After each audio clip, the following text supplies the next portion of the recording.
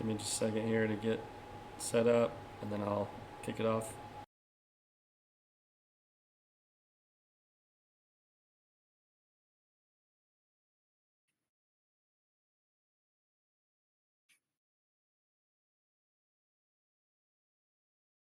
Okay, I'm just going to make sure everything's lined up correctly.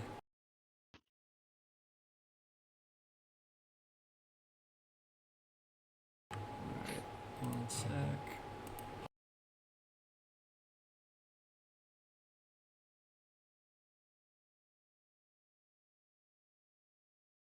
Okay, I believe we are ready. So I will give an intro in about 5 seconds and we'll kick it off. Sounds good to me.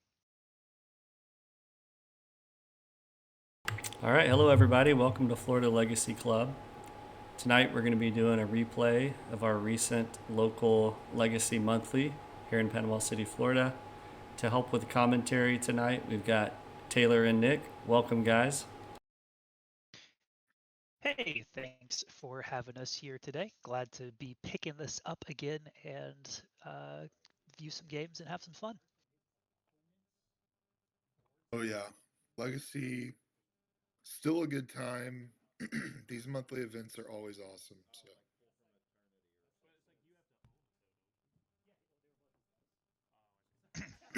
Yeah, so we've got this first match, who do we got playing? so we got L here on the Epic Storm. I remember, and Cody's playing Mystic Forge deck with the new Okay. Tezzeret. Oh yeah, the new Tezzeret, bringing that deck back. Yeah, I think once Bobble left, Vexing Bobble, that is, the deck kind of just fell off. But the new Tezzeret is the real deal. I mean, seems like that card is potent in multiple formats and proving to be a quick impact on the Legacy format too. Yeah, I think it's bringing the Mystic Forge deck back in force for sure. It just being an alternate win condition, the ability to tutor some things, even untapping the One Ring. You know, it's another key essentially, right? So, Yeah. um, pretty typical start from both of these decks. Surveil Land from the Storm deck and Urza's Saga from the colorless combo deck. Oh yeah, I would think this is where you want to be. Pithing I Needle. think, yeah, Python Needle. What do you think the name is here, Nick? You can't obviously name. I mean, you could name LED, but it wouldn't be good. In the blind, it's always Wasteland. I don't know if Cody knows what he's playing against yet.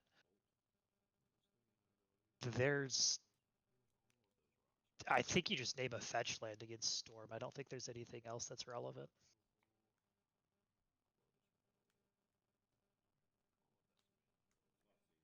Yeah, I guess if he doesn't know he's on Storm, he could see this sewers and think I'm playing against some kind of Demir Tempo deck, and Yeah. if that were the take, like the read, so to speak, you might have just named Wasteland. Yeah. Postboard, it's probably Beseiju is the name, but Sure. Dude, yeah, that would be a good one. see, Cantrips, Beancast. Yeah, early in the game with these Storm decks, usually it's just like rounding out what you're missing. You Right. need more mana. Are you looking for protection spell? Are you looking for hand disruption? Just kind of like filling in the missing gaps. Ultimately, the payoff is really the key thing that he might be looking for here, depending on the texture of his hand. But looks like he picked up a Burning Wish. Yeah, there we go. There's the Burning Wish. See the Song of Creation in the hand as well. Oh, it's always an awkward one to have in hand as Storm. Yeah, fair enough. It's not where you want it. You want to beseech for that one for sure. Oh, And here is the new Tezzeret. Yeah. Do you think, Nick, that this card is is going to be too powerful ultimately for Eternal formats like Legacy and Vintage? Is your initial perception that it's going to Um, wind up slotting in and being fine, good, but not like oppressive? yeah, it's real good. I think eventually it'll get banned, or I think eventually it'll get restricted in uh, Vintage for no other reason than the card is, or the card single-handedly makes what are those cards called? Bizarre decks irrelevant, since you can tutor Pithing Needle or your Graveyard Hate spell pretty consistently. I think it'll exist for a while though. Legacy's more interesting. You know, Mystic Forge, it might be fine. In this deck in particular, they kind of just have the game plan of throw as many haymakers as possible until you eventually run out of Force of Wills. So that's kind of where they are now. Ended up tutoring for a key there instead of untapping the Mystic Forge immediately. I'm not sure he has a Mystic Forge in play. I think that's a Grim Monolith, right? Sorry, I meant Grim Monolith. Thank you. Yeah, no worries, no worries. Yeah, looks like we're seeing a consultation of the sideboard here. I mean, it makes sense with the Wish in hand. The real question right now in my mind is how much mana is hiding out over there, because Storm is, a pretty mana hungry deck. I mean, you want that right mix of payoffs and disruption, but you've got to have the rituals, the LEDs involved to have these early kills. And a deck like Karn Forge is not going to give you unlimited time. I mean, we've already got the threat in play, and we got a key in hand. We could really go off even next turn. So I think Austin's got to be looking to win right now. I would assume. See an LED here. So Burning Wish will get cast. Maybe going for an Echo here. Yep, that's what we're looking at. LED getting played. Yep, pitched immediately. Oh, interesting. Going for a spin. Seems reasonable. Storm hand didn't look very good. Might get a misplay here, shuffling that Echo in. Yep, Echo should be exiled, not in the deck right now. Yeah, but he's gonna catch looks it. like Cody's gonna. Oh no, he's just. Or no, he's Storm just killing 3. Got Storm. it. No, he is catching it. There we go. Oh, there we go. It is corrected. We got there. So we're spinning with no mana floating. Is that right? Spinning with no mana floating. I think it's correct here. The Mystic Forge deck, obviously another powerful combo deck. You still really want to hit pretty high though, because I mean a fresh grip with what he has in play. Just like he's got Saga on board that he's tutoring for whatever he wants. He's already got the threat in play. He's got mana. I think you still are hoping. Obviously, you're hoping to end the game here. He's got an LED in hand. Looks like he drew the tendrils too. Interesting. LED tendrils typically not where you want to be in your hand anyway, but ways to work around it. Do you like the Stormcrow token for Storm Count? It's always classic.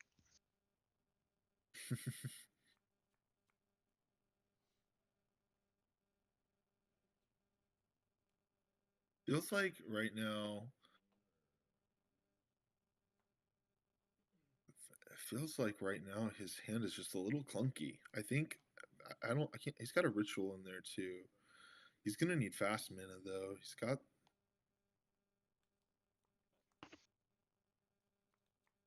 Land getting cracked here.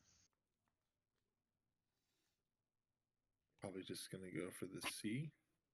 Maybe a Bayou to round out his colors. Yeah, fortunately, his mana base is not under any attack here. Looks like the C is the play.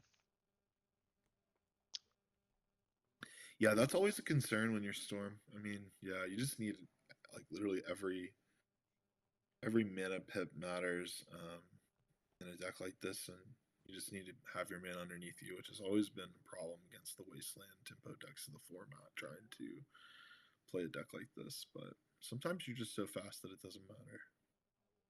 We're gonna get a Chrome Mox here with the song underneath it, right, Nick? Is that what that is?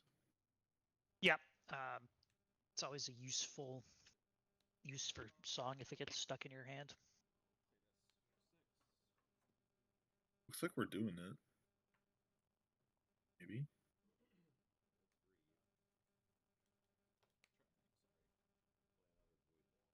Mana's getting played.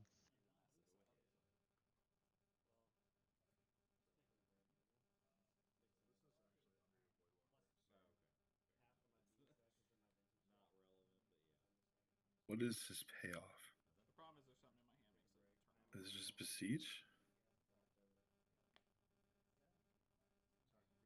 Tendrils. Yeah, he does. I guess you could beseech here. Oh, he has Echo, I think, in hand, actually. Or no, he has Beseech. Beseech and Tendrils are what's in hand, it looks like. Okay.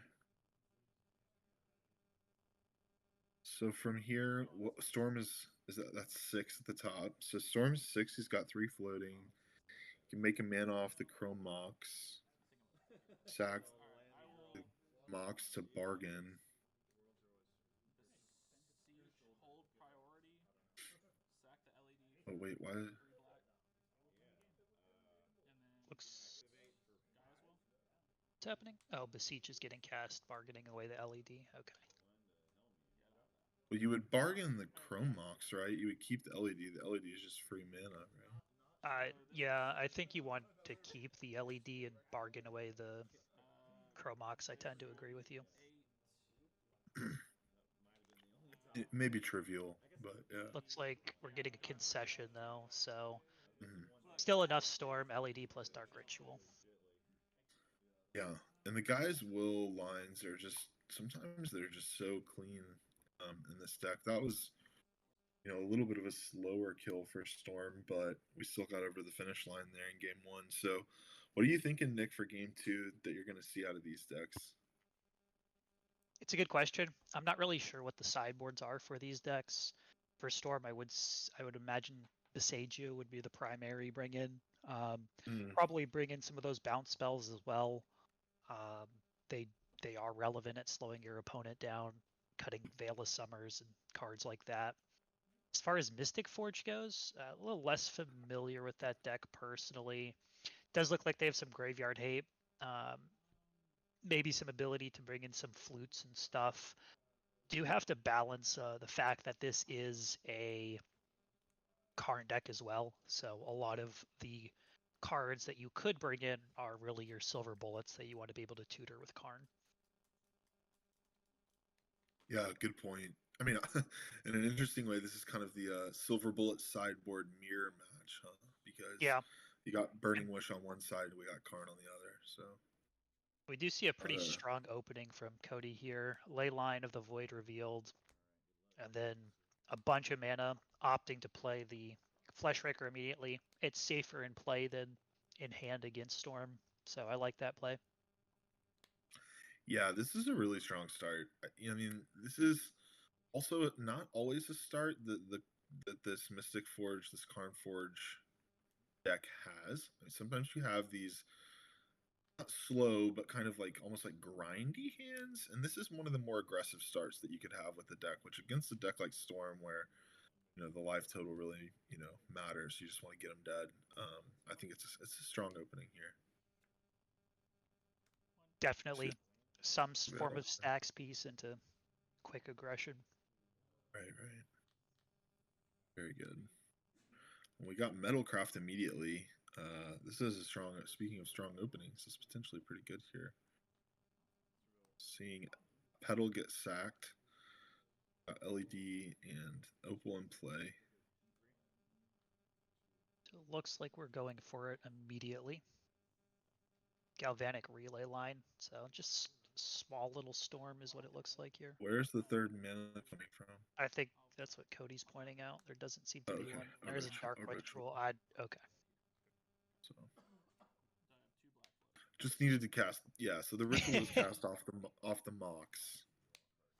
Petal makes the red mana, and Yeah. it flips 3 cards.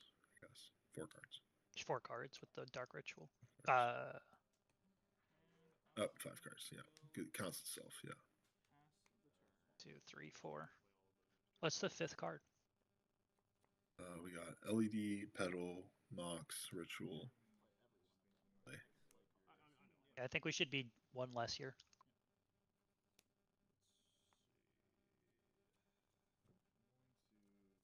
No, I think it's 5. It's LED, Petal, Mox, Ritual, Relay.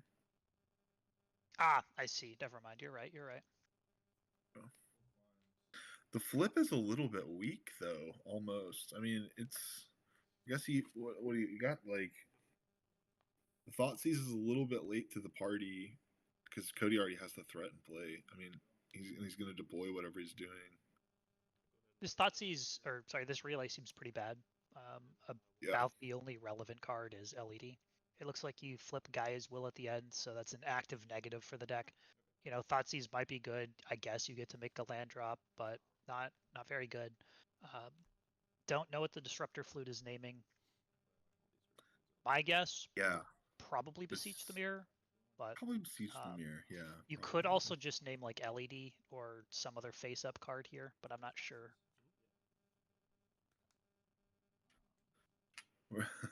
Yikes, that's a tough one. He thought seizes and sees just a tomb. Yeah, and your point about the guy's will, it's so brutal when you're playing these types of search out. It's a very specific card. The cards like Beseech the Mirror, and then the cards that you want to search out are now exiled forever. I mean, that's tough, but you still got a way. You still got a way to win theoretically if he can generate enough storm, chain Beseeches with all these artifacts in play, potentially put a Song of Creation into play. So see what he can muster here, but the pressure is definitely on. It's like we're gonna see a K command. This is probably making dudes and scrying. This is gonna be a lot of damage. Yeah. Wow, yeah, that's a lot of damage. Most likely we're gonna find another K command and a way to end the game here, if I'll be honest with you.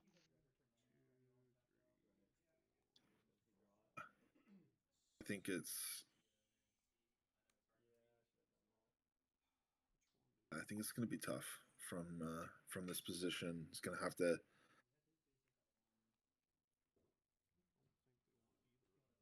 to hold on and hope that he gets another turn. At 7 life, which is a functional 5, since the Glaring Flesh Raker can still attack this turn. Right. And even if the turn gets passed, Storm's still not in a great spot here. Got a lot of mana, but unless you have a way to get access to Echo, it's not looking great. Yeah, I think the best draw here is just he has double LED in play, right? So the best draw is just Burning Wish. Then you can go, yeah, maybe find like a sideboard Peer into the Abyss or something, and like hope to have enough life left to like cast it. I don't know what I guess that's your best out. It's like you don't have access to Gaia's Will, so Beseech the Mirror itself is gonna you'd have to have the Beseech and the 0 drop, 1 drop to cast after to trigger your Song of Creation, and then get a hit off your song, and then continue to hit. So I think just somehow getting Peer into the Abyss on the stack is the best bet, but I think the Mystic Forge is going to make it. Do we know what Deafening or what the flute is on? I don't know what the flute is on. I think what you said earlier makes sense. I think Beseech would be a likely name. I Burning Wish could have been the name. Oof. And we got the One Ring too. So now we've got to win with. I don't even know. Grape Shot or something. Yeah. Doesn't even work. Approach. Looks like that's the game. A reasonable concession point.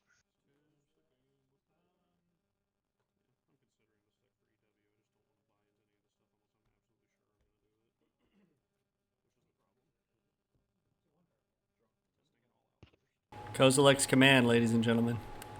What a card. It's a burn spell. In addition to everything else Sure. it does, it's a burn spell. The spell is functionally a like if you I think the spell should be like what would the color identity be? So like the scry is like blue and I think it should be Wooburg X. I think that's how you do it. That's how you yeah, balance that card. that's how you, yeah, that's how you fix it. I'm like not even able to like conceptualize how to balance that card because it's just so broken in so many It's ways. wild what they were thinking. I don't know. Yeah, it's totally it's totally an egregious card.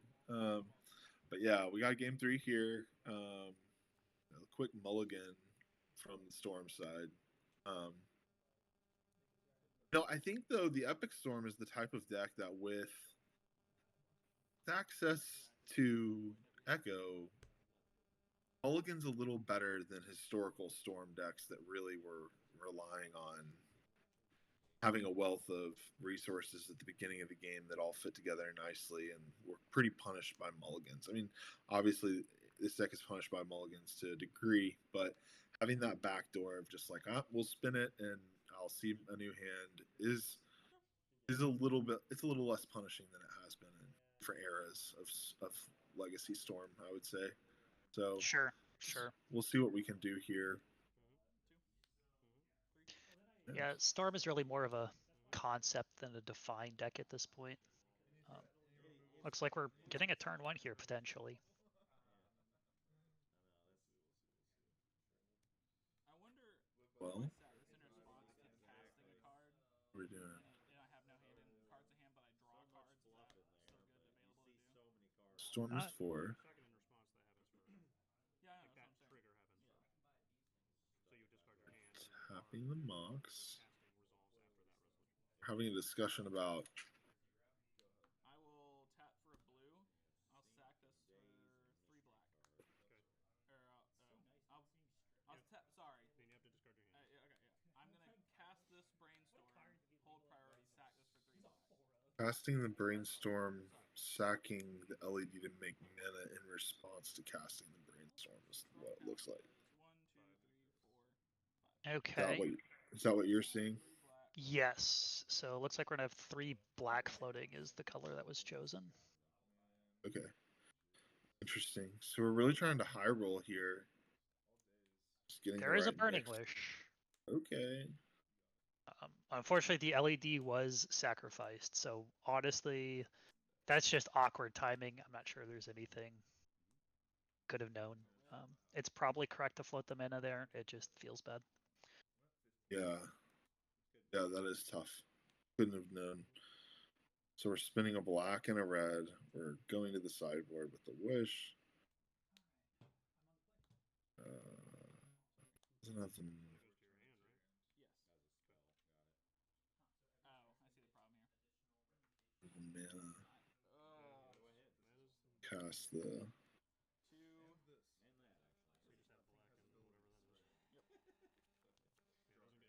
I know. I didn't think. So, still in the tank here. And that's the pass. Or is that the concession? No, that's the pass. Did you still get to put a card in your hand with Burning Wish, right? He put the Echo of Aeons into his hand. Okay, so the Echo is in hand. Maybe we just searched out. Maybe he thought that his LED was still in play. I don't know. But without a way to get it into the graveyard, yeah, that's really brutal. Is there a relay in? I wonder if you could go for a relay line there. Yeah, I think that there must be a relay. Jason would be the one to ask. I think this is. Yeah, there are. There's, I believe, 1 or 2 relays in the sideboard, but not sure if maybe Austin, if they were still in the sideboard. But yeah, I think relay would have been a good choice there if it was available. Yeah, I don't know if we had the mana to cast and empty the Warrens there. Also, I can't remember if how much mana was floating, but yeah, I think those there were still 2 black floating, so plus the LED. Yeah, I don't know if empty was a line or not, but yeah, that could have been a potential. So Yeah. that was game one. Going to Cody though at the end. Storm not quite being able to get there. Game two now. Looks like we have a Yorion deck. That's me actually, and I am playing Breakfast. The Yorion is just a distraction.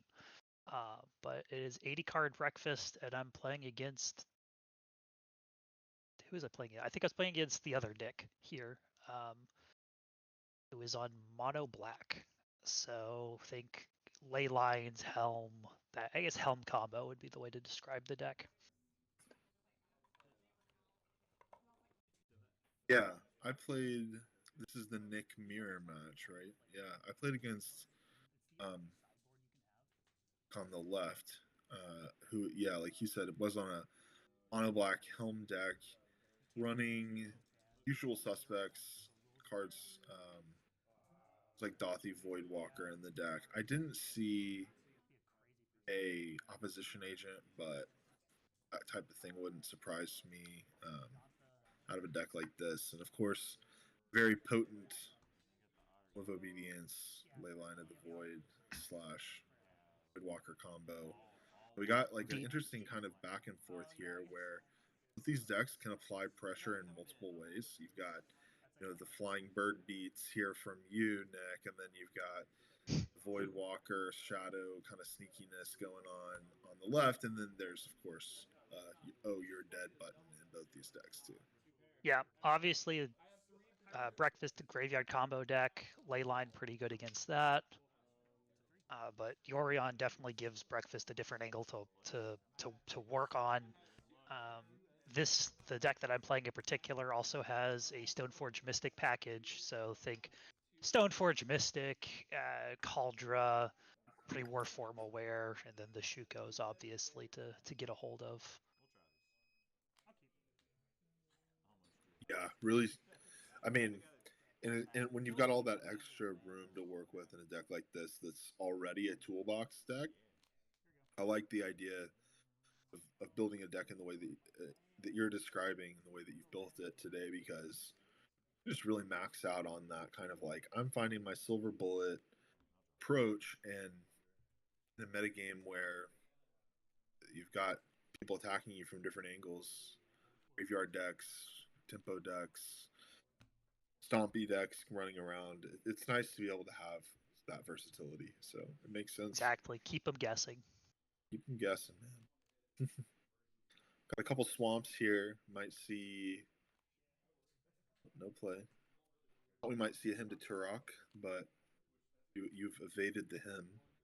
Faded the hymn, coming in for a damage. Why not? Get across. Put your little core man to work. Hey, my man, you gotta do it at some point, right?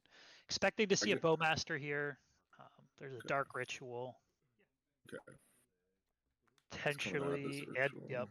So probably doing that to play around Daze or a second Bowmaster. So looks like the Lonely core is being taken out. And I think it's an interesting play here. It's interesting casting it post combat. I mean, sure, you're accepting it that the damage probably doesn't really matter, and you're like he's like kind of almost just waiting for that ponder, that brainstorm to get fired off, or potentially to take out a more potent threat. I don't know what is, but Dread Return getting bid off of the Surveil land.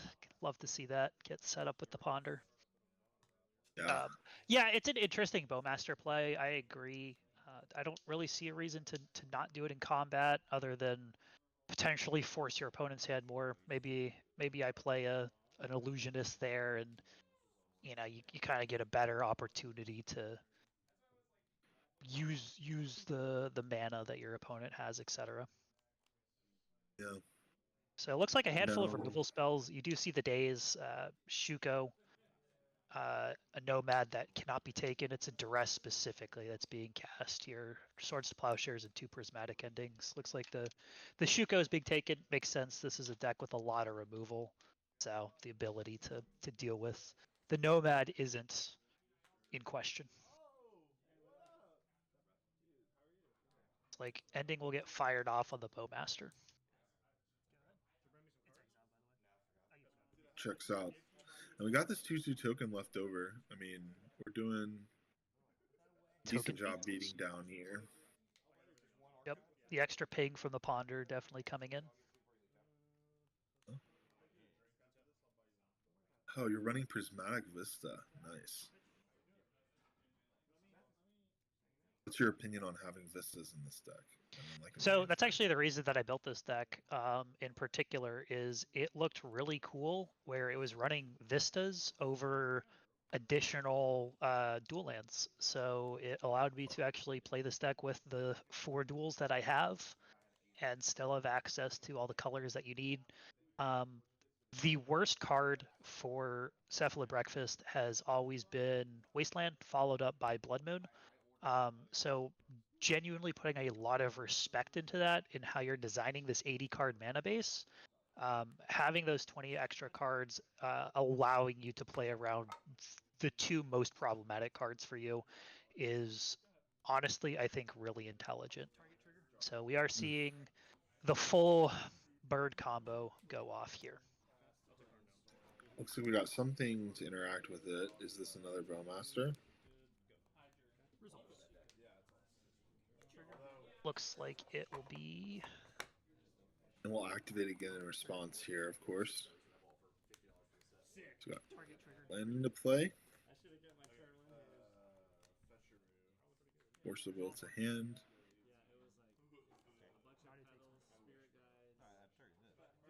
Oh, I got. Oh, I see. You read it. Yeah. Fair enough. And then target itself. There was And yep, noting that the damage got redirected to the bird, so the Orcish Bowmaster doesn't actually kill the Nomad here. So now we're getting another creature, and that's the concession. So removal spell didn't pan out that time due to the order in which they came down. Yeah, tough time. That's the strength of a combination of cards. I mean, Nadu just still a menace in its own way against anything quasi-fair, you know. Yeah, for sure. I think it's basically just better show and tell at this point. I think if you were looking at playing an AB combo deck and you're debating between show and tell and not show and tell, show and tell and breakfast, I think breakfast just takes it in full force. The ability to run Swords to Plowshares, the ability to have both your A and B do relevant things outside of winning the game. I mean, listen, I have won the game by equipping Shuko to Nomads in Core and getting him in 3-point chunks. It's not pretty, but hey, it's Delver damage, right? So that's better than the Atraxa that's stuck in your hand with literal no ability to cast it in the colors that you've chosen for your deck, you know? I think it makes a lot of sense. I mean, I've died to a Archimeeba holding Bear Claws. Oh yeah. More than once from just flying beatdowns. Shuko is a real card. You know, anything that says I can attack you for more damage, and then also just here's Thassa's Oracle. I mean, it's super strong. And I think what you said about Sneak is interesting because that deck is also a deck that's weak to Wasteland, but less weak to Blood Moon. I guess the decks kind of operate on a similar axis in a way, but their weaknesses are a little bit different. You know, it seems like a deck like yours is not as punished by 1-for-1 counter spells and interaction in a way that deck is. And I like being in a place where you can kind of outmuscle that 1-for-1 countering in a metagame like this. Yeah. Yeah. Catch you later, brother. See you. Don't die. Thank you, Trey. So having the ability to kind of go under your opponent too with Stoneforge is really interesting. Right. I don't know if we'll see it. I think we'll see it. There's a game against Cody where Stoneforge does some interesting things. So I think that'll come up in the match after this one. But sideboard decisions here, I guess we'll talk about it. My sideboard plan was very simple. I am no longer a breakfast deck. I am a Nadu mid-range deck. I sided out of the combo completely. There's still a Thassa's Oracle and a Memory Lapse in there for fun, but other than that, just brought in a lot of interaction and planning on taking or just negating all of the ley lines and Dothies and stuff that my opponent typically has. They're very good against that half of the deck. So just trying to not die to Helm is really the name of the game. As far as the mono black deck, I'm not sure what the sideboard is. You already have the Graveyard Hate, so. Seeing a Thoughtseize to start off, a lot of land, Consign, counters Helm. You see a bird, you see a forest, you see a Stoneforge. Pretty redundant hand. Very difficult to attack with a Thoughtseize here.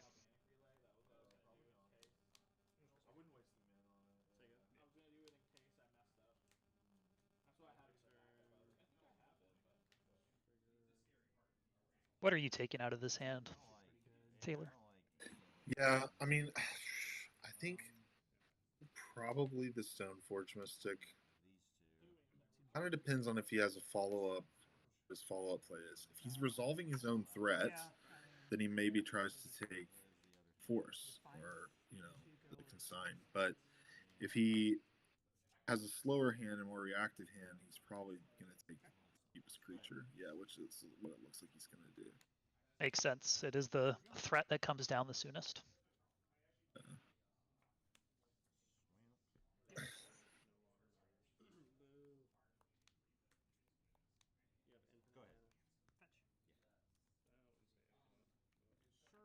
It's interesting to me that we're at a point now in Legacy and maybe in Magic in general where for some of these more powerful formats, at least like in Modern and Vintage and Legacy, where it's like your threat needs to either win the game or be a 2-for-1 of some kind in order to be acceptable and playable most of the time, right? Like, yeah, that is kind of where we are for sure.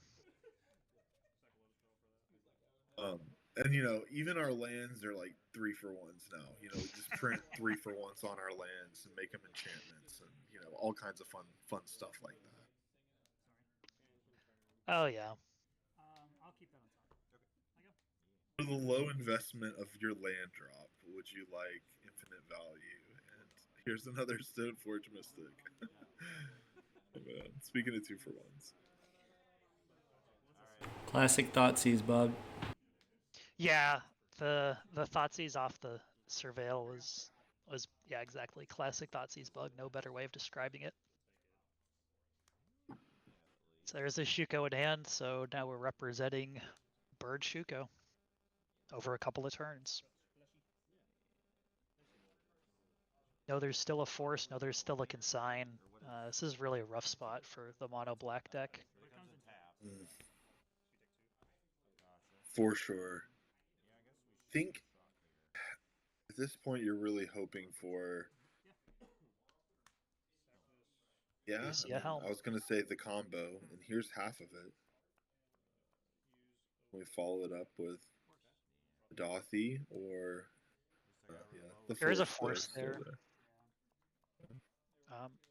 Curious on your opinion of the force there. It's not a card that does anything by its own, but there are 8 versions of a leyline Dothy that allow it to win the game, right? So yeah, it's one of those decks where there's more more, I don't know how you want to say it, A's than B's or more B's than A's.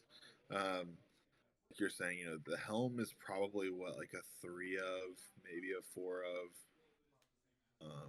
Kind of depends on if there's Karn in the deck or not. Maybe there's one in the sideboard. I'm not sure if he was running Karn, but seems like countering the Helm is just kind of fine at this point. You're so far ahead, I think, with what you're set up. But I don't know.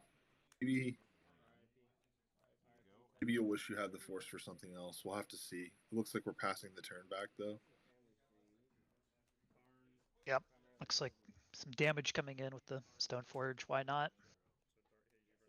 Yeah, and I don't know what the leftovers in the hand are here for Nick here on the left.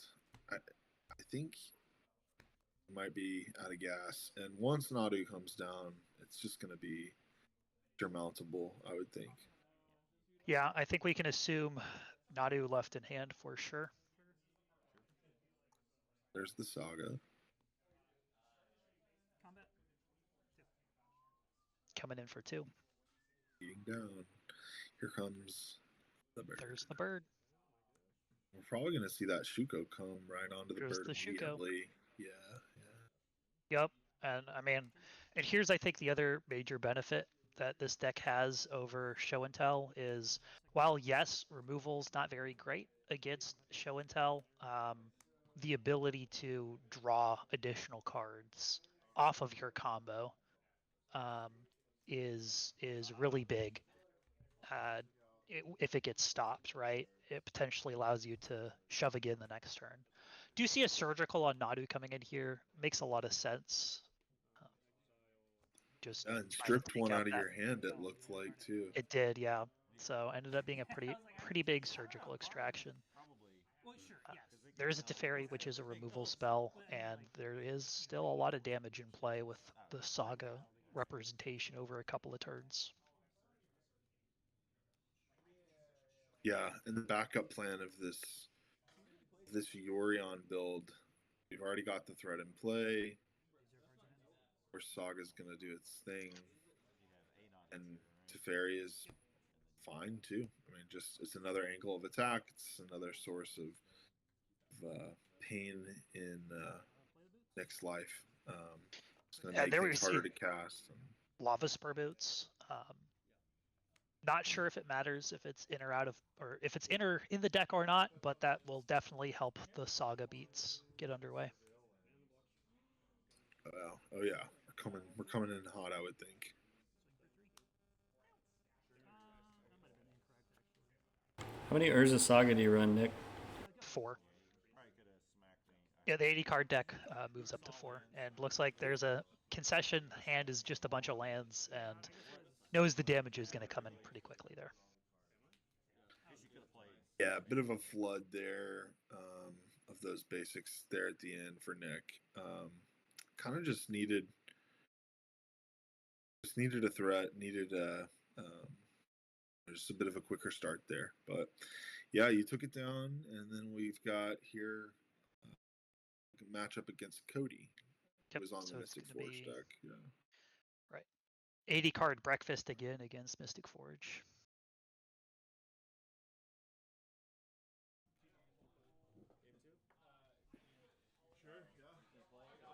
What's your thought process going into this match? Don't lose. No, I don't know. You know, I will say Mystic Forge's best card had always been Vexing Bobble. You know, it not only stops your interaction, it stops your combo too, right? But with that gone, it's still a potent combo deck. You do have a better opportunity to interact against it, though.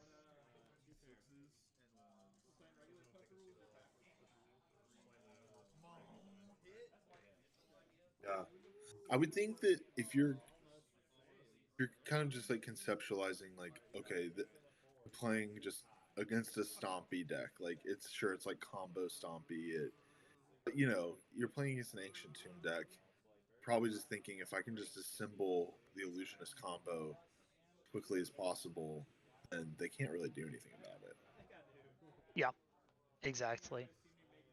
Exactly. Yeah, that makes a lot of sense. And here's Shuko, so you know, sure. Yeah, if I will remember correctly, I think I had the combo in hand, and then Cody does the most annoying possible thing, produces 3 mana and passes the turn,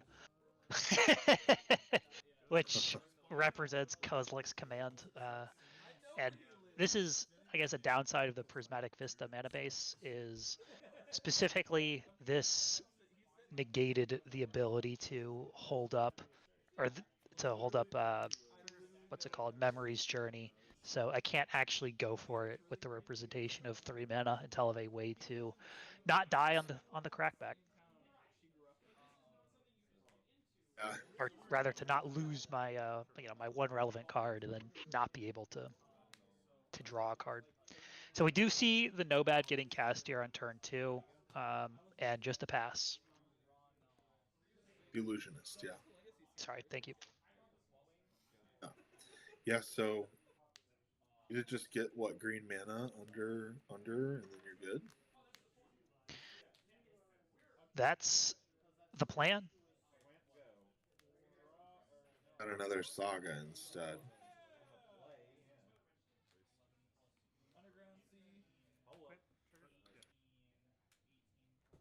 I'm gonna get your Underground Sea. Combat. You run a Needle in your main deck. There's not a needle in the main. There is in the side. I was definitely punished for playing into the reanimator meta with this particular with running a Ghost Vacuum instead of Pithing Needle in the main. Mm. I need a balance. I'd have to. I can't. The problem is I need to search for exactly Burning Wish, and I'd be So still a lot of damage represented here, even though we're on Cephalid beats. It's difficult for the colorless deck the colorless deck obviously can't do something that puts down Kozilek's command, right? Until they get some of their graveyard interaction or something like that into play, be able to remove the Cephalid, etc. So kind of a staring match at this point.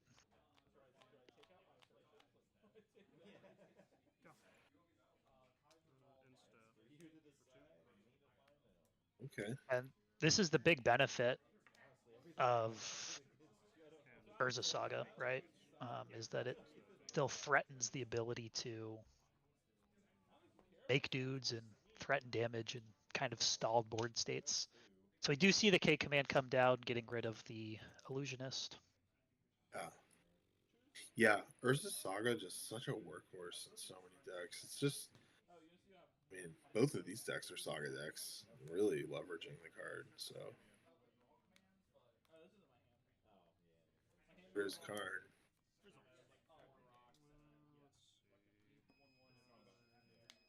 There's Karn. Finding Tormod's Crypt maybe or something like that. They can be good.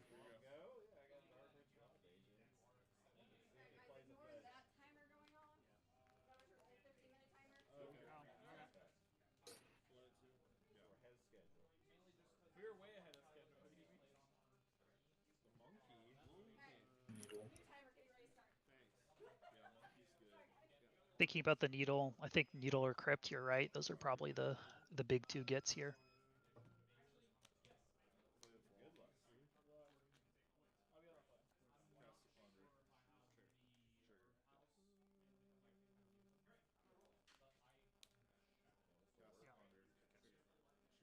Yeah, I think Crypt being able to immediately also put a counter or come into play, excuse me, as a 0 drop is pretty good. For sure. Want your interaction down immediately if you're Cody, so like to get there. And the sagas are going to tick up. I wonder what you're finding now on speaking of searching out artifacts.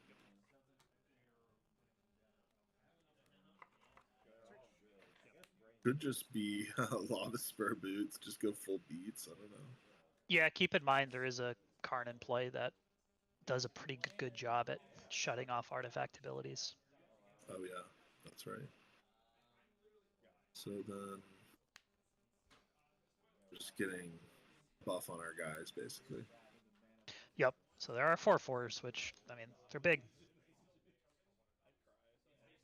The boots. I mean, if you can remove the Karn, the boots will be good. For sure. Yep. You knew. It doesn't matter. Yeah, that's what we're doing. Here we go. You're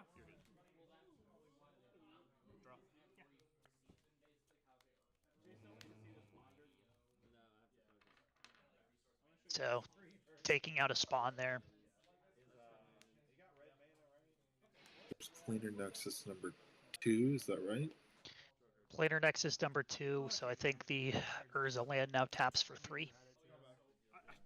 I was Yeah. not tapping out.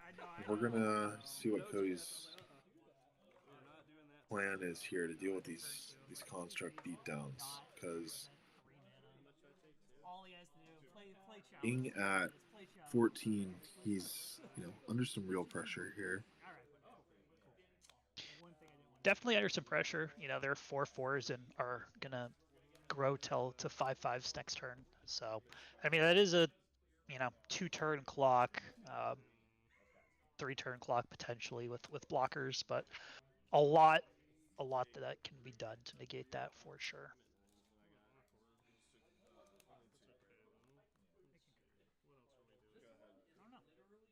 We're back to the sideboard, seeing what other tools we might pull out here. Uh,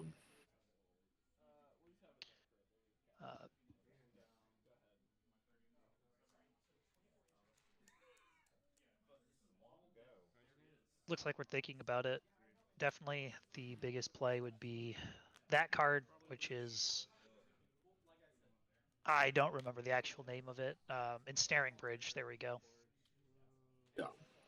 So The bridge that, seems strong on this Oh, board yeah. state for sure.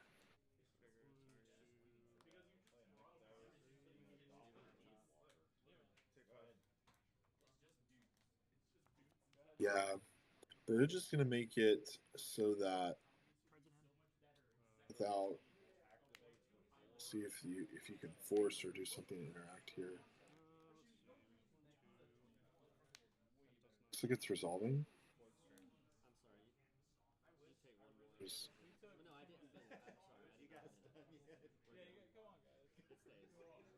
Yeah.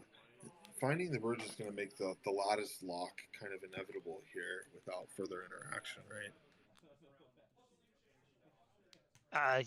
Pretty much. It looks like that's kind of the probably going to be the game. There is a daze being seen here on the portable hole.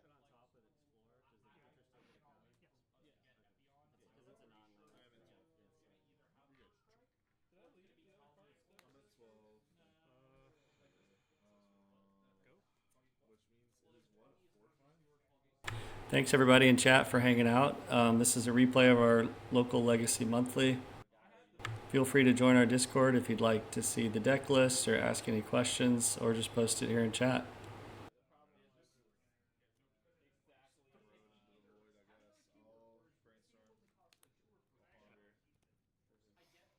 Shuko's still like a pricey card, or is it kind of dropped already? Because at one point that dropped to like 20, $30 or something. So I think this game is pretty over. I think Karn Yeah, Forge is looking using like the lattice in a couple turns. yeah, looking like it's Dire Straits for sure. You can just shuffle. You know, it's a lot to do already.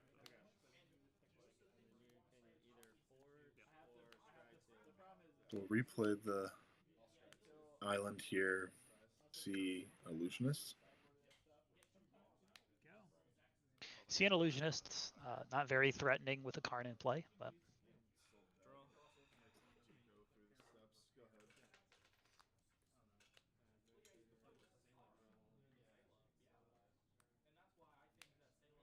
Another Ancient Tomb, so we've got all the mana you could ever want. We're gonna pick up the Karn. Yeah, seems like right now. I mean, what do you, oh, we got a Monolith too.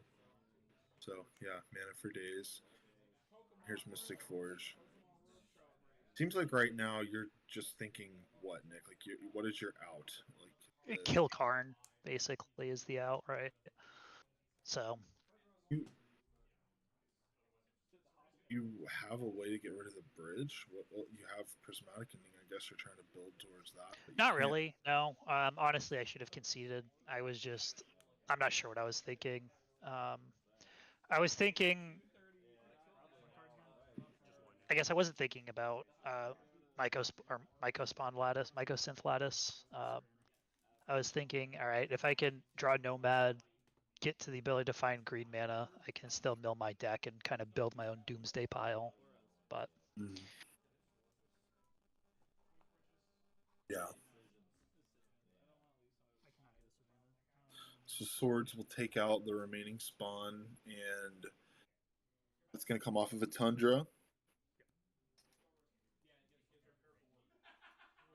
Looks like the little 1/1 can get in. And we've got, is that Ghost Vacuum? that's a Ghost Vacuum being fetched or played. not what you want to be seeing here.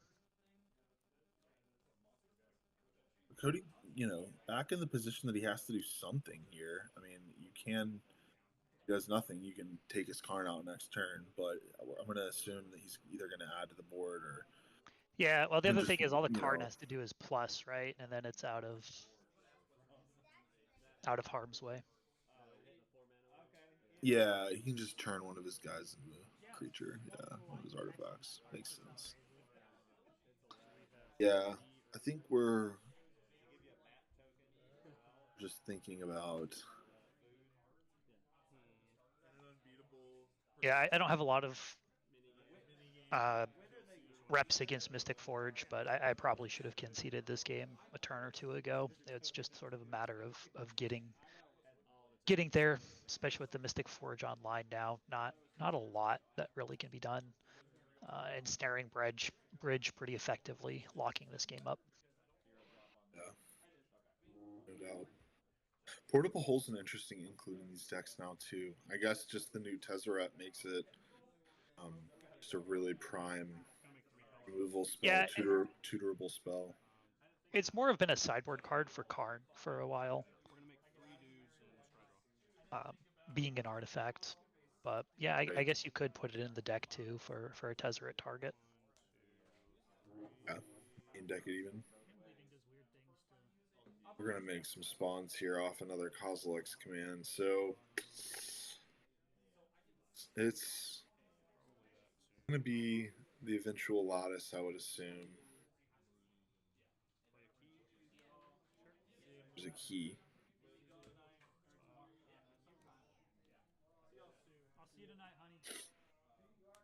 And with the key and the monolith and the forge, we're just gonna probably be able to go off here pretty soon.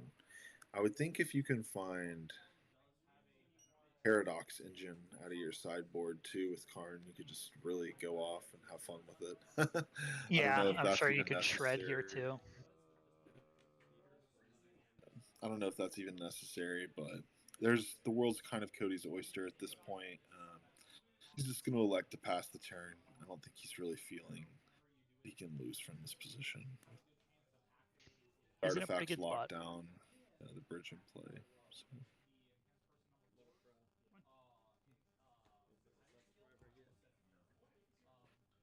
Elects to let the damage hit Karn.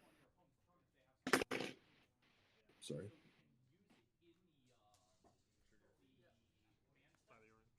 I'm going to put Yorion in hand here, which Doesn't do a lot.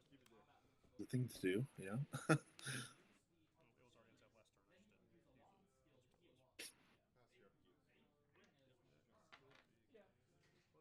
Yeah, I really think it's cool that this Karn Forge deck is able to put on this just slow squeeze that we're seeing right now, where it's just like, yeah, bridges in play. I've got another Karn. You can't possibly win. Here's Lattice eventually, and it can go this slow route where it squeezes you out, and then also sometimes it's just like, oh yeah, turn one Fleshraker. Here's a bunch of little Eldrazi spawns, and you're also dead now. So it's cool that the deck also has a multiple angle kind of approach to the way it attacks you, in a similar way to your deck, Nick. Yeah. So we finally see the concession. Again, that probably should have happened several turns earlier, but it is interesting that the Mystic Forge has some additional angles now. There was a point at which it was just purely we're going off with keys, we're kind of just untapping a lot of things and shredding. But just the addition of Fleshraker and Kozilek's command as just a tight little package that synergistically does what your deck's already wanting to do, and then adding a Tezzeret aspect of the deck, it's cool. It's cool to see the evolution of decks like this in Legacy, and even though occasionally we get these busted cards like Vexing Bauble that are eventually banned and maybe make these types of decks a little too cracked, at least we're seeing some innovation and like addition to these what might have once been fringe archetypes. kind of getting some new toys. So I think it's cool. Yeah, yeah. You know, for I guess my end and sideboard here kind of brought in some of, I guess, what you would expect, right? The additional counter magic, force of negations, consign to memories, stuff like that. Definitely, Plan A is the combo in this matchup. You're really not going to win with construct beats as we saw last time. Really, it's just AB, Cephalid Illusionist, play around Graveyard Hate and win the game. Right. Which, if you can execute it, it's going to be hard for him to interact with.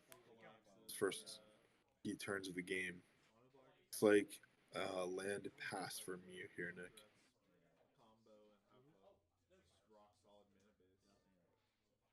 Yep.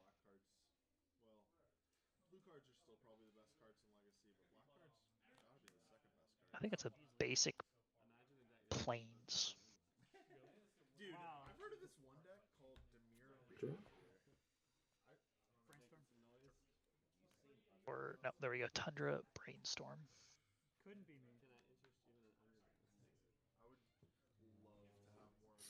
I think this is an instant brainstorm here, huh? Endstep Brainstorm. You should actually.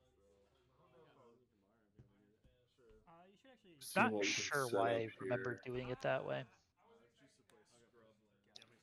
Or no, it was a main phase brainstorm. Okay, that makes more sense. So, Tundra go next turn. Brainstorm full value. Sorry, I misspoke there. We're going down. We're going to cast a Tez. Here it is. Tezzeret. Yep, there we go. And this is another one of those things of, it's not Karn, it's not the One Ring, but it's almost as annoying. Yeah, and being able to.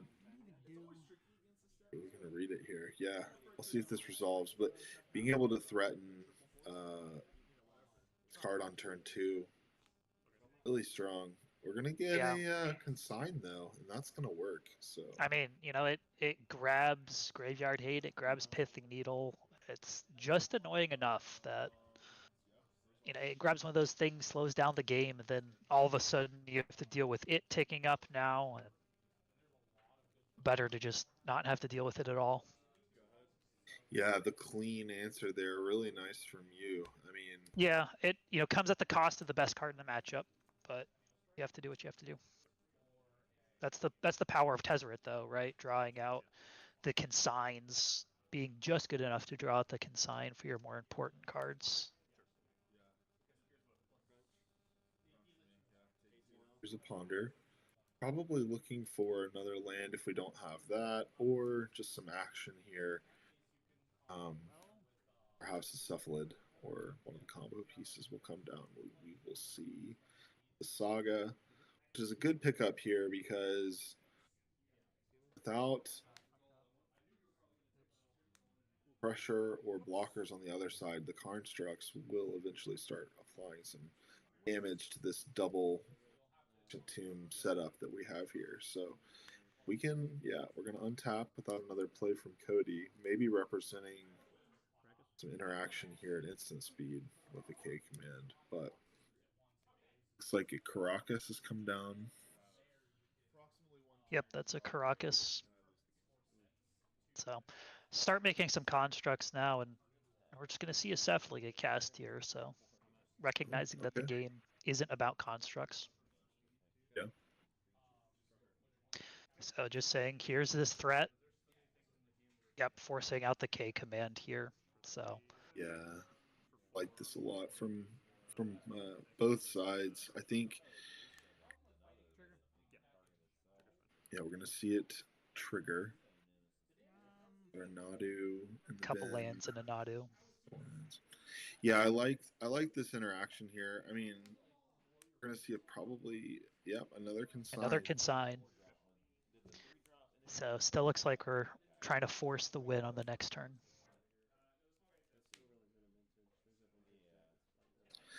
Yep. So Cody's under the gun here. Oh, he's got another one, huh? So we're going to flip 3 cards. It's a force in the bin, some more lands.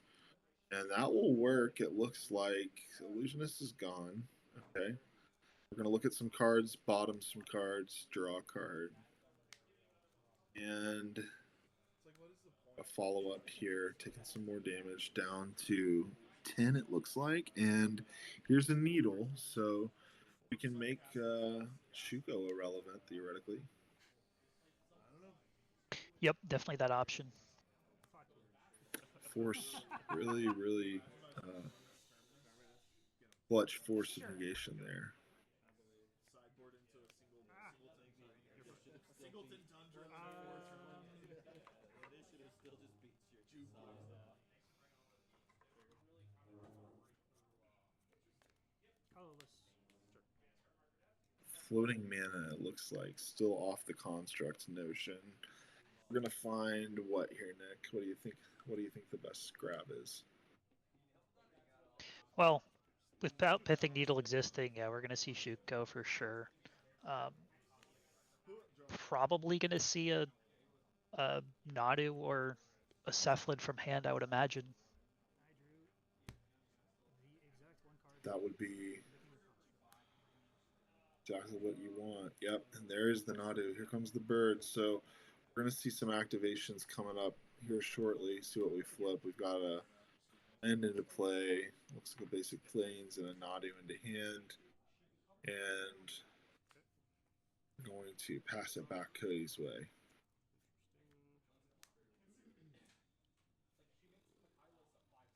So drew some cards, ability to protect the Nadu with Caracas. Just kind of a matter of Mystic Forge online as well. So both decks kind of having their value engines online at this point.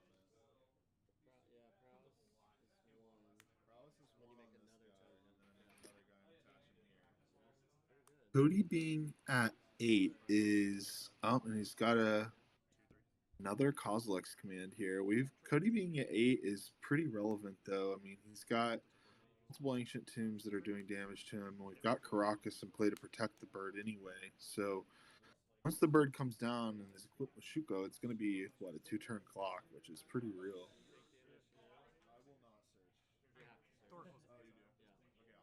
Thoracle's in it. I only have 2 basics. I thought you knew it was on top. You did with a shovel. That was just worse. I just know I don't have basics, but I didn't know it was an optional. I don't know, you might have another one. There's 80 cards. This is true. You have 80 cards out there. That makes opposition agent even better in like the blacklist with initiative. Yeah, I'll take that. Can we see a brainstorm here? So still have a Nadu in hand. Just like no one ever thinks about it, you know. It's just like it's get you. It's pretty fucking good. Pretty good. No, it's tricky. Yeah, I'd imagine we're going to see a fetch and keeping the Caracas up to protect the bird again. Makes sense. No, God damn it. Why is this Just in case he draws the 4th K command.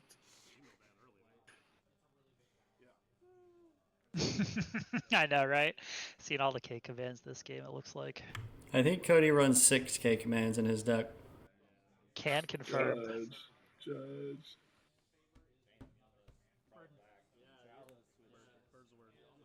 Here's the bird again. So we're gonna re-equip. We're gonna do the thing. Here comes the Nomad. Oh, that's exactly what he. Okay, cool. Just Uh-oh. why not? AB on top. Just draw some Sure. more cards. Orum's Chant. See if there's a white land that's found. So, yep.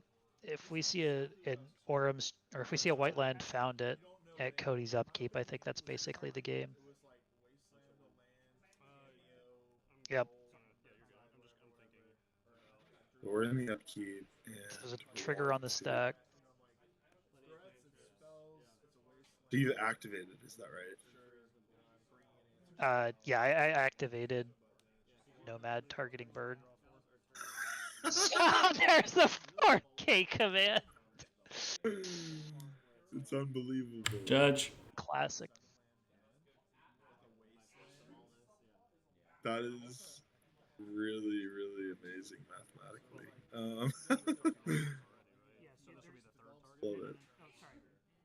So we're putting the land into play and activating again on the Nomad. We're putting another land into play and surveilling. It's like it's a hedge maze and island to the bend. Flipping another card, ending to hand, and fetching. So, I guess do you run two basic planes is the question, huh? This deck does. That's why you're on the Vistas. Oh, yeah, I love it. We're gonna see this chant happen, and The orb is pretty good. Brought in a price kind of cheese factor. once chant resolves, it's gonna be hard for Cody to do anything. He's at 8, so he's probably just dead to the combo next turn with the illusionist in hand, and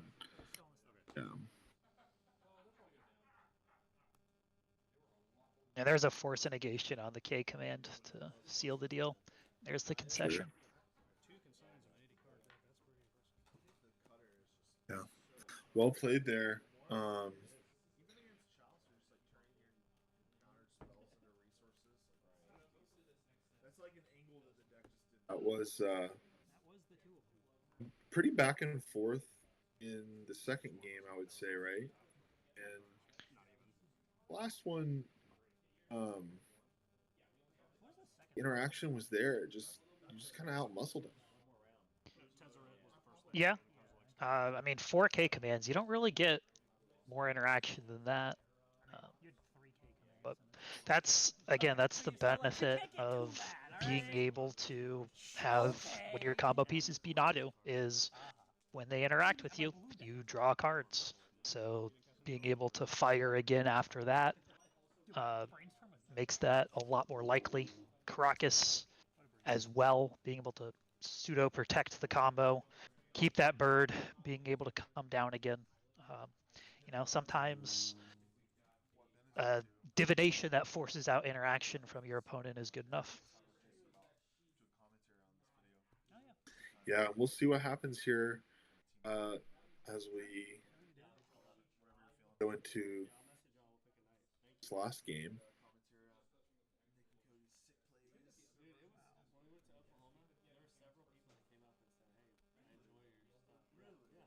Worms Chant, one of those cards that really can mess your day up, man. Yeah, very good against Karn Forge for sure.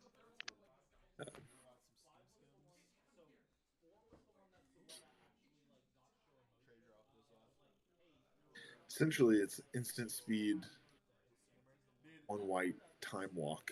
I mean, in the right circumstances.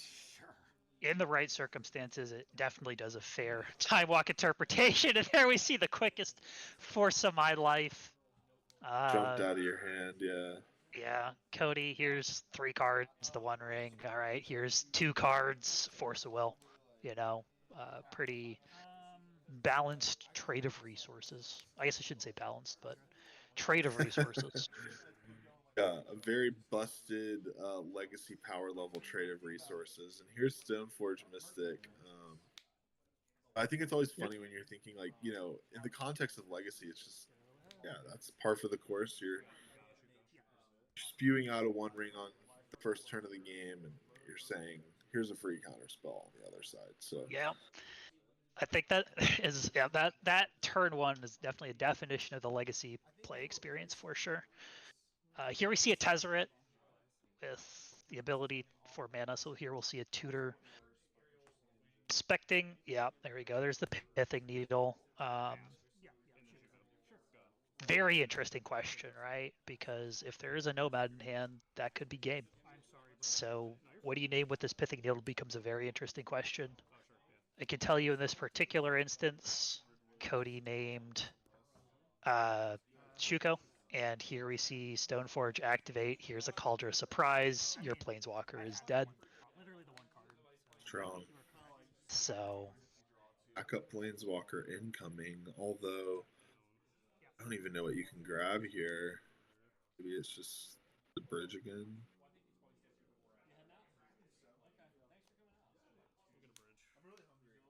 there's the bridge in hand. Makes sense. So From this position, No, I haven't played you or. you really want to In that case, I have the lowest record. I'd probably get the buy anyway.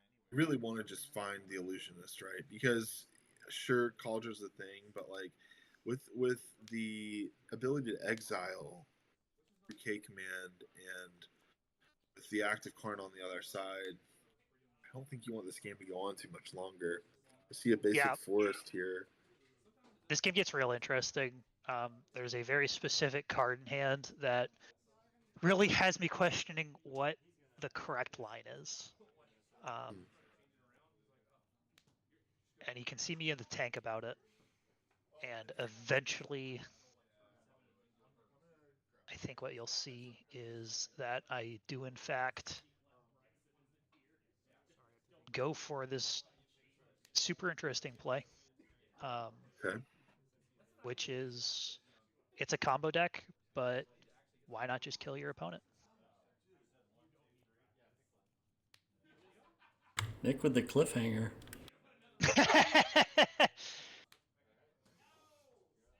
We're gonna find out. Everyone's on the edge of their seat. I did not Everyone's see on this the edge of their match, seats. not seen this match, so What's happening is I'm doing math right now. And you'll see 6 damage at face. So puts okay. the opponent to 8, leaves Karn untouched, and there you see is Orm's Chain in the upkeep. And it resolves no K command, which is really the only punish for that. Still potential to see K command at the next upkeep, of course. I say go. Make a friend. Yeah. And Looks like he may have it. yeah, I'm going to. There's a construct being made, moving to upkeep now.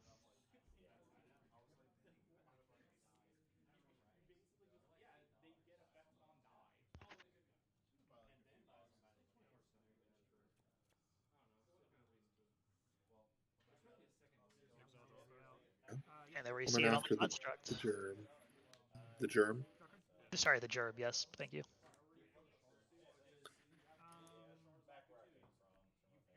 Go back Moving to to draw. I'm not sure what the draw was. And you see me laughing, so it's something good. It's fine. It's fine. My goodness. We're having fun. You were excited. I think we're gonna see an attack on the Karn here from this You have the thing in hand. horde of creatures here. Especially if you can just equip. You can't equip the Shugo, but you can just beat down with the Karnstruct and the Stoneforge, right? Yeah, pretty big board here. Question is, does a construct get made? Looks like there is a construct that will in fact get made, and a tutor for. And I don't remember if the Lava Spur Boots is in or out of the deck at this point. So there we go, Haywire Might. So that's an answer to Pithing Needle. Might like it.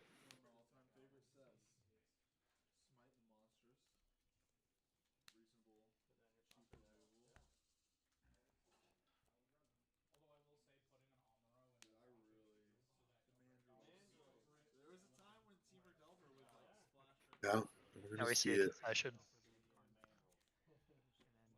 So I didn't even get a chance to play Pithing Needle. But another potentially strong play there. Yeah, well played. And we've got one more on the board here lined up for y'all. This is going to be Nick against you, Jason, right? No, so this is Jason versus the other Nick. So we'll be mono black versus I believe, Jason, you are on initiative this week, right? Yeah, I was playing Red White Initiative on the right, and like you said, on the left, we got Nick with Mono Black Helm again. You're on Chalice, but Chalice actually doesn't hurt me much. I'm like 4-drop dot deck. This is an interesting matchup. I mean, you've got Stompy deck versus a Stompy deck. One of them has I win the game button in it, being the Leyline Helm combo. The other one, though, I think has better top end of threats. You're running things that can really KO your opponent very quickly.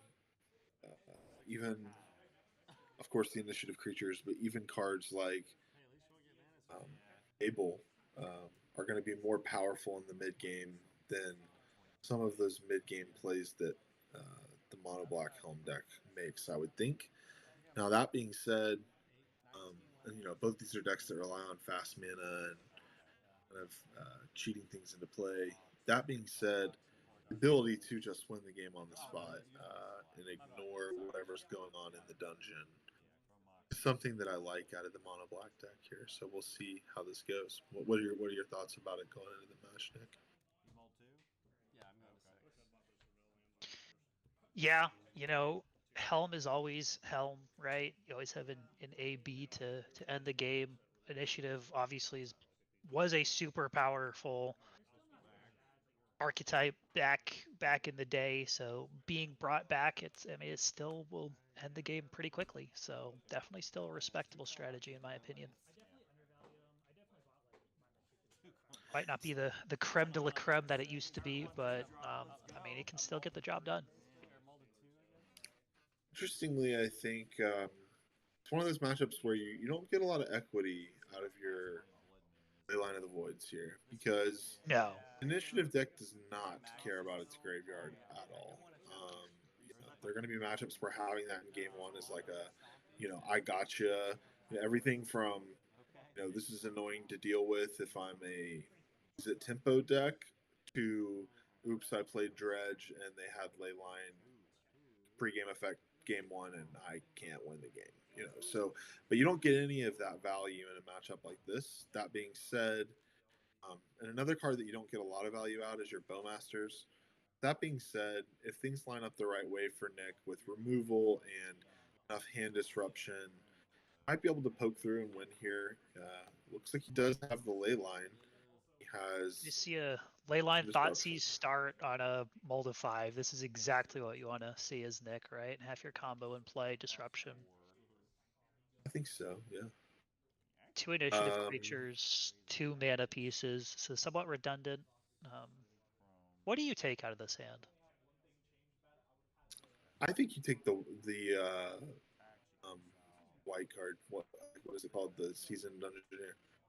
Seasoned Dungeoneer. I think you take the Dungeoneer because the Dungeoneer has higher toughness, and you actually theoretically could block and kill the Barbarian with your Bowmasters. Maybe, I don't know. It's pretty bad either way. Yeah. What do you think about taking Lotus Petal here, right? Your opponent's on a mold of 5. They have a soul land that can disappear if another land gets played, and Chromox has to eat a card. So why not just try to tax their resources as much as possible? And that's in fact what we see here. So yeah, I like it. I like it for sure. Jason's got there's a cavern on human. I'm almost positive. Yep.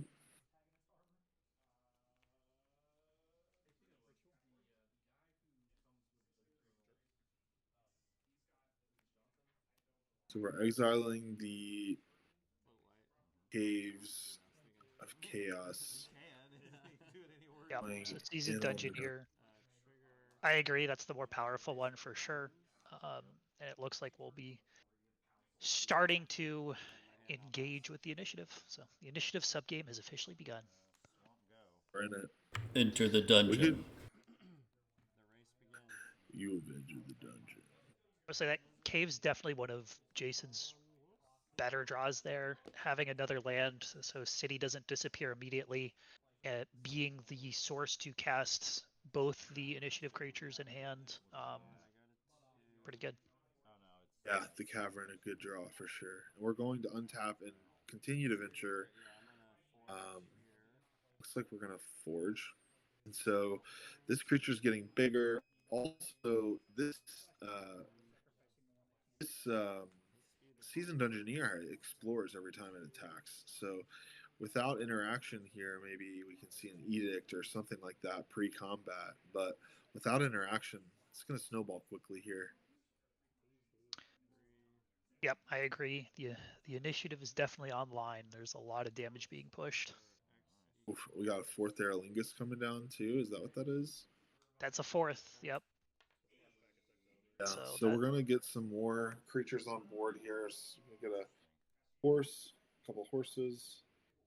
We're gonna Yeah, get 3 horses. Definitely a reason to eat the City of Traders here, and we'll probably be picking up the Monarch as well. I'm assuming. So this is an insane amount of damage, and I think that's even putting Trap into lethal range next turn. 5, 7, 9, 11. Yep. 5 plus 6, 11. 7. So I think Mono Black has to combo here. Great. And we have it. We Quite enough. would be slamming Need- it, I would think. Yeah, we need 1 mana and Helm here is what the 2 of the 3 cards in hand have to be. Oh, And then now I've drawn Bowmaster, which blocks 2, but I I still don't get see what got thrown into the glare. GG. Helm and not being able to represent the additional mana, I think, is what we saw. Yeah, it was a fast start. tough. Give 'em all the fire. Close but no cigar there for Nick. But you get to sideboard now. I would think that the interesting. Do you leave?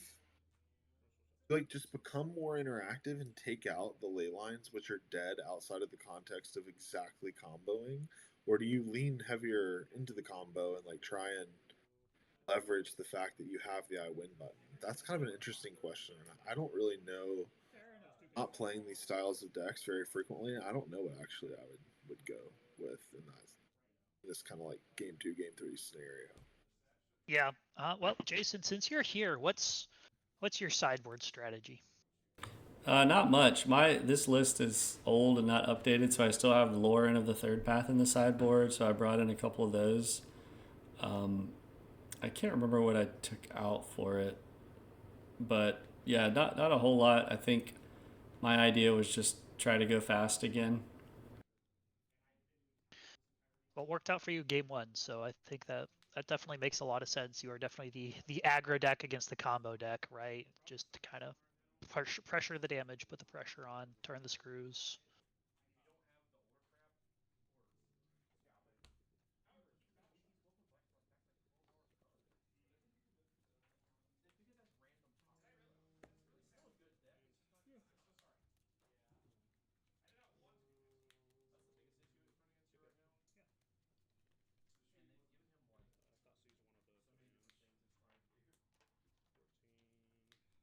Witch Enchanter would have been good, but those are in my vintage initiative deck, and I didn't move them over. But typically, I think the red-white deck would have those Witch Enchanters main board, which would be good against Nick as well to blow up ley lines.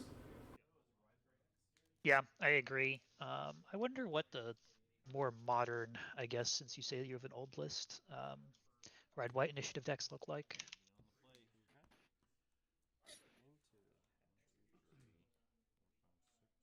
So you haven't even updated this post Witch Enchanters. That really, I mean, that's been what, a year at this point? Yeah. I think most of the Stompy decks have moved to mono red at this point. Yeah, I mean, right. The main Stompy deck in the meta is definitely Blood Moon, which even with the Urza's Saga nerf, I guess I'd say the Urza Saga buff and the Blood Moon nerf still seems like that deck's putting up numbers.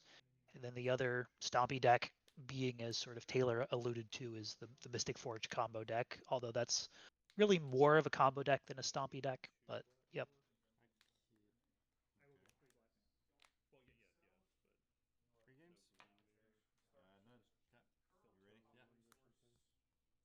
Unfortunately, your stacks pieces aren't the greatest against this mono black deck. Chalice has text, Archons, not that devastating. Do you see Dark Ritual, Hymn? I wonder if we'll see the classic Thoughtseize to finish it off. Doesn't look like it, so just a 2 for 2 here. Does take out a mana source though.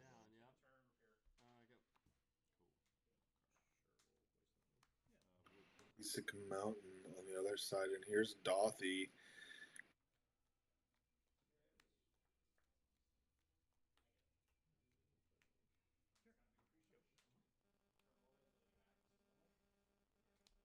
I wonder if he drew the Dothy, because otherwise you could Dothy on turn 1 and then land him on turn 2, and those cards go under Dothy, and then you could theoretically just like pop off and take the initiative yourself. I don't know if maybe that was his draw for turn, but I wonder about the sequence there of trying to him pre or post Voidwalker. You know what I mean?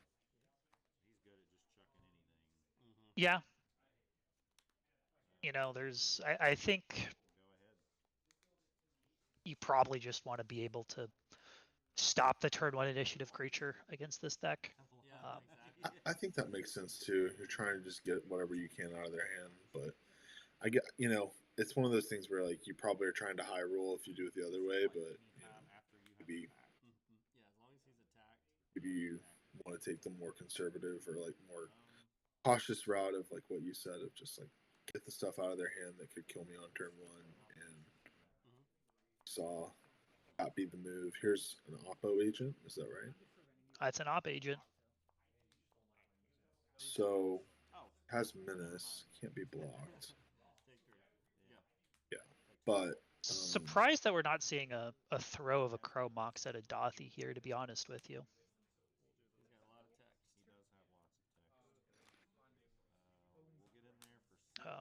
Looks like we're going to return the beats.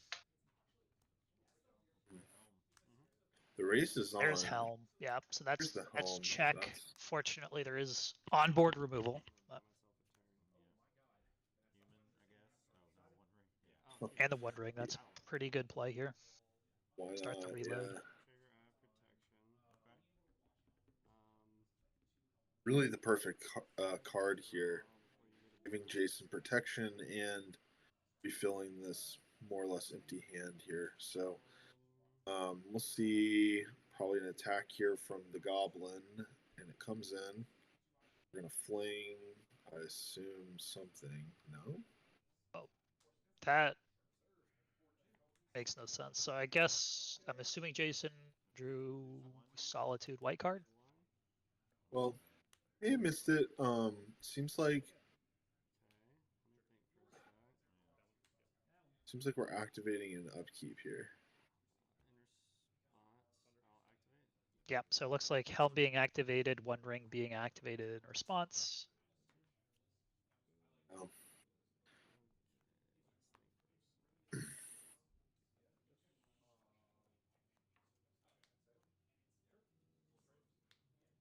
Tricky spot. I think you've got to draw exactly touch or solitude here.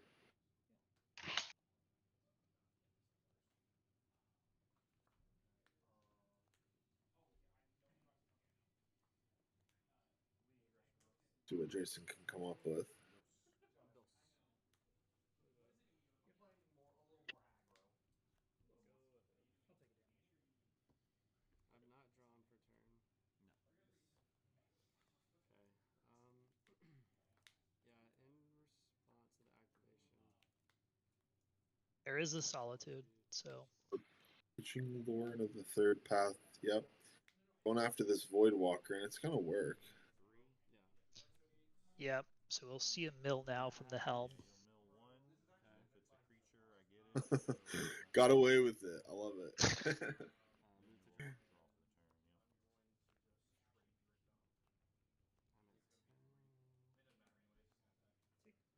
So we've milled this Fable and playing City, got a lot of mana to work with here. We've activated our ring, but we've got Touch the Spirit Realm. Oh no, I'm sorry. Is that that's an artifact. Yeah. Artifact or creature, yeah.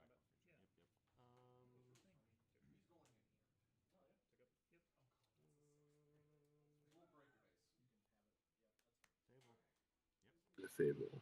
Fable getting played.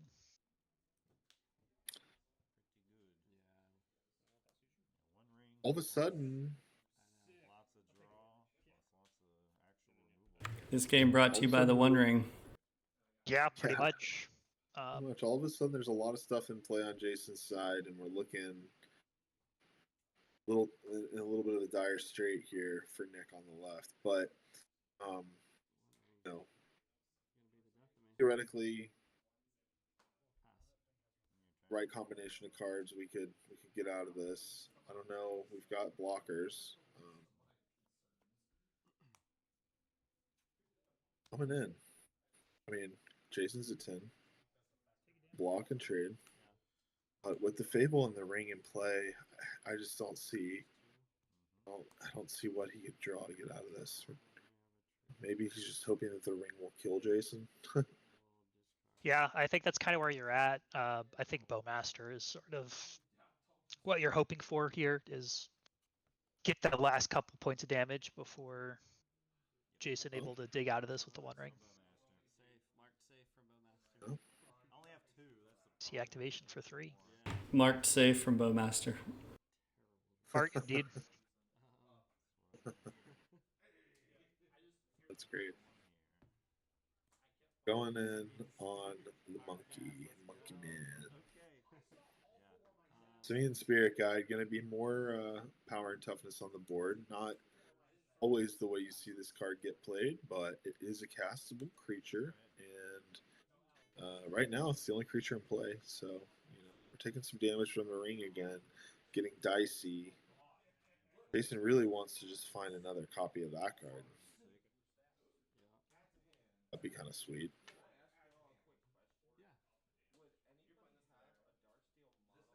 Here comes Reflection of Kiki-Jiki. Powerful backside of that Fable. Now unlocked for Jason. And we're going to activate.